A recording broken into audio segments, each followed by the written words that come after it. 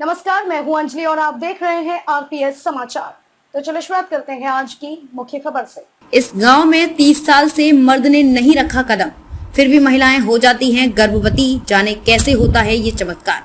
दुनिया भर में अलग अलग संस्कृति के लोग रहते हैं जिनका रहन सहन सब अलग होता है।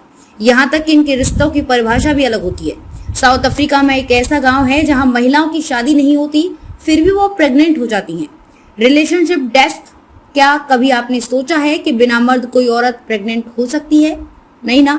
लेकिन साउथ अफ्रीका में एक ऐसा गांव है जहां 30 साल से महिलाएं बिना मर्दों के रह रही हैं, लेकिन फिर भी प्रेग्नेंट हो जाती हैं। चलिए बताते हैं इस गांव में महिलाएं क्यों रहती हैं अकेली और गर्भवती होने का क्या है राज। इस गांव में मर्द की एंट्री पर बैन। साउथ अफ्रीका में मौजूद इस गांव का नाम है उमोजा। यहाँ सिर्फ महिलाएं और उनके बच्चों को रहने की इजाजत है। 30 साल से इस गांव में एक भी मर्द ने कदम नहीं रखा है। यहाँ मर्दों की एंट्री पर बैन है। इस गांव में खेल कूद रहे बच्चों का पता नहीं होता है उनका पिता कौन है। इस गांव की पूरी जिम्मेदारी महिलाओं पर होती है। वो अकेले अपने बच्चों की देखभाल करती हैं और मेहनत करके घर चलाती हैं।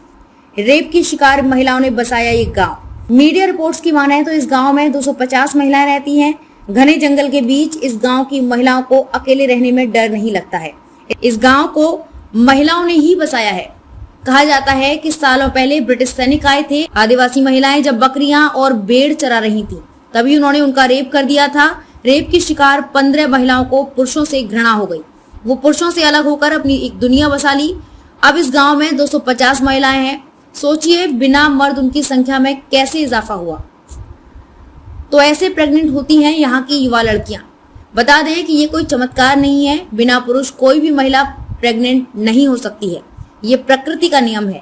दरअसल रात के अंधेरे में मर्द जंगल में चोरी छिपे आते हैं। गांव की युवा लड़कियां जंगल में उनके पास आती हैं और तब शारीरिक संबंध बनाती हैं जब तक कि वो प्रेग्नेंट ना हो जाए। गर्भवती होने पर वो उनसे रिश्ता खत्म कर लेती हैं, बच्चे को जन्म देती हैं और उसकी देखभाल करती हैं। वो उसके पिता के बारे में कुछ नहीं बताती हैं।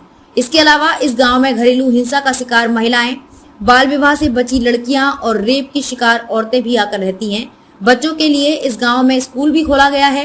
रिपोर्टर आरपीएस समाचार। खबरों में अब तक के लिए बस इतना ही। मिलते हैं फिर ऐसे ही बड़ी खबर के साथ। तब तक के लिए नमस्कार और देखते रहिए आरपीएस समाचार।